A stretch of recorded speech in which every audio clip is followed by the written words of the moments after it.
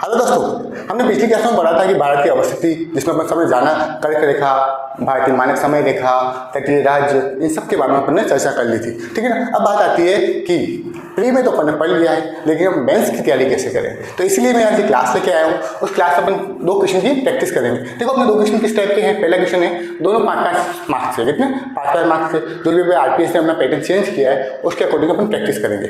Okay, देखो पहला question है अपना, भारत के अक्षांश और देशांतरी विस्तार के प्रभाव का विश्लेषण कीजिए। और दूसरा क्वेश्चन क्या है अपना, कर्क रेखा का भारत का सामाजिक आर्थिक भूगोल पर क्या प्रभाव पड़ता है। किसमें, सामाजिक और आर्थिक भूगोल पर। ओके, अब क्लास तो ले ली अपन ने, पढ़ तो सब कुछ लिया है क्या, लेकिन क्या उसी से आंसर लिख सकते हैं? बिल्कुल लिख सकते हैं। अगर आपने थोड़ा बहुत भी पढ़ा है तो आप आंसर लिखने की तैयारी में हो, लेकिन आपको सोचना पड़ेगा कि आप उसको रिप्रेजेंट कैसे करोगे। ओके, तो अपन देखते हैं इसका आंसर क्या हो सकता है। देखो, पहला क्वेश्चन क्या है अपना, भारत के अक्षांश और देशांतरी विस्तार के प्रभाव का विश्लेषण कीजिए। ओके, तो इसका आंसर कैसे लिखेंगे अपन। भारत में अक्षांशीय व देशांतरीय विस्तार लगभग 30 डिग्री है। कितना है, 30 डिग्री है। ठीक है, अब सबसे पहले इसकी बात करेंगे अपन, अक्षांशीय विस्तार की बात करेंगे। अक्षांशीय विस्तार की बात करेंगे। देखो, जैसा कि हम जानते हैं कि कर्क रेखा एक कौन सी रेखा है, अक्षांशीय रेखा है। अक्षांशीय रेखा है जो भारत को उष्ण व उपोष्ण कटिबंध में क्या करती है, विभक्त करती है। ओके, ये तो हो गया जलवायु का प्रभाव। दूसरा क्या हो जाएगा, देखो, जैसे जैसे हम भूमध्य रेखा से ध्रुव की ओर जाते हैं तो क्या होता है, सूर्य की किरणें, या फिर लिखो तो दिन व रात में अंतर आना शुरू हो जाता है। दिन व रात के समय में अंतर आता है। जो कन्याकुमारी में तो सिर्फ कितना होता है, जो कन्याकुमारी में लगभग 45 मिनट का होता है, लेकिन लद्दाख में यह 3 से 4 घंटे का होता है। 3 से 4 घंटे का होता है। ओके, ये एक बात तो कर ली अपन ने, किसकी, अक्षांशीय विस्तार की। ओके, अब हम बात करेंगे किसकी, देशांतर की। किसकी, देशांतर की। तो मैंने लिख लिया। देखो, देशांतर की बात करेंगे अब। देखो, देशांतरी विस्तार कितना है, ये भी लगभग 30 है। किसकी बात करेंगे अपन, देशांतरी विस्तार की। तो देखो, भारत में देशांतरीय विस्तार 30 डिग्री का है, जिसके कारण अरुणाचल प्रदेश व गुजरात के मध्य समय का अंतर 2 घंटे का हो जाता है। 2 घंटे का हो जाता है। ओके, इसी समस्या का समाधान करने के लिए 82.5 डिग्री पूर्वी देशांतर को भारतीय मानक समय रेखा माना गया। भारतीय मानक समय रेखा माना गया। ओके, ये हो गया अपने पहले क्वेश्चन का आंसर। कितना सिंपल था, लेकिन लिखोगे तो शुरू कर पाओगे। अगर लिखना शुरू ही नहीं करोगे तो आप कभी लिख ही नहीं पाओगे। इसलिए डेली 1 से 2 क्वेश्चन, हाँ गलत होंगे कोई बात नहीं, लेकिन लिखो। ओके, अब चलते हैं अपन दूसरे क्वेश्चन की ओर। कौन सा क्वेश्चन? दूसरा क्वेश्चन। देखो दूसरा क्वेश्चन क्या कहता है, पहले आप खुद सोचो माइंड में, फिर बात करते हैं अपन। एक बार सोचो, कर्क रेखा का बात किसी कर रहे हैं, कर्क रेखा की किसकी बात कर रहे हैं, कर्क रेखा की। सोचो कर्क रेखा क्या है, 23.5 डिग्री है ना उत्तरी अक्षांश।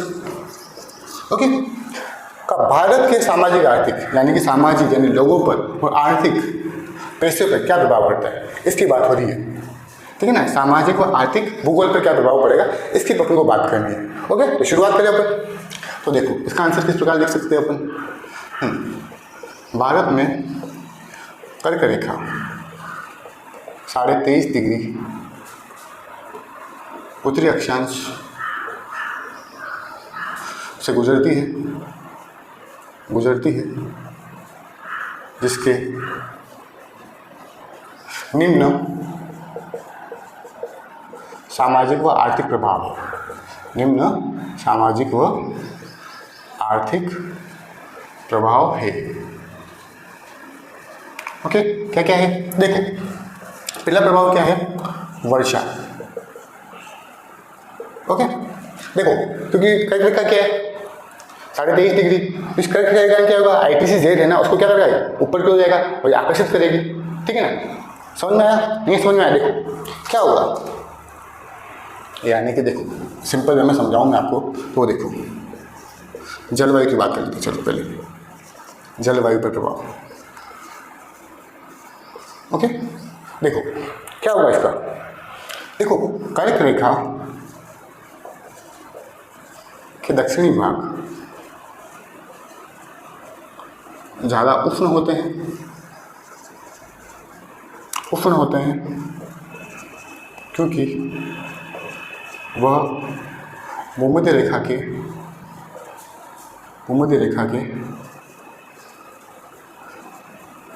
नज़दीक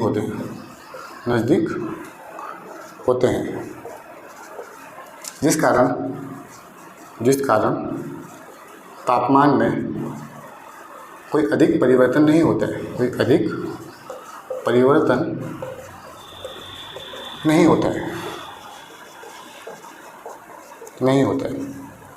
ओके, यही कारण है कि भारत के दक्षिणी राज्यों में लोग लुंगी पहनते हैं, जबकि राजस्थान में पूरे वस्त्र। ओके, समझ में आया ये चीज़। दूसरी चीज़ क्या होगी, आर्थिक प्रभाव की बात करें, उसके बाद क्या होगी, देखो उत्तरी राज्यों में क्या पड़ता है, पाला पड़ता है, जिसके कारण रबी की फसल अच्छी होती है। वहीं दक्षिणी राज्यों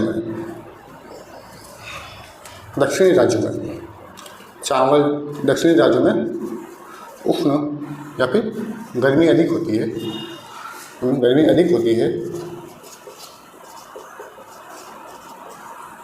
इस कारण चावल, गन्ना, मसाला की अधिकता है, अधिकता है। समझ में आया? ओके, एक तो जलवायु प्रभाव हो गया, एक हो गया ये। एक तीसरा कारण और लिख सकते हो आप, वर्षा। क्या है तीसरा कारण लिख सकते हो आप, वर्षा के ऊपर। ओके, कैसे, गर्मियों के समय भारतीय मरुस्थल मरुस्थल में निम्न वायुदाब का केंद्र बनता है, जो दक्षिणी पश्चिमी मानसून को क्या करता है? आकर्षित करता है। क्या करता है? आकर्षित करता है। और लिखना चाहे और क्या लिख सकते हैं आप? एक और पॉइंट लिख सकते हैं आप, जैसे जो करके ऊपर जाएंगे तो क्या होगा? ठीक है, जैसे देखो तटीय जितने भी राज्य है तापमान अधिक है तो वहाँ क्या है? सौर ऊर्जा भी तो अधिक होगी। ठीक है ना, तो ये पॉइंट भी आप एड ऑन कर सकते हैं। तो इस प्रकार आपको लिखने की आदत डालनी। हाँ, मानता हूँ कि मैं बेहतर नहीं होऊंगा, लेकिन अपन शुरुआत करेंगे, मैं भी बेहतर बनूंगा, आप भी डेली बेहतर बनना। ओके, तो जुड़े रहिएगा। धन्यवाद।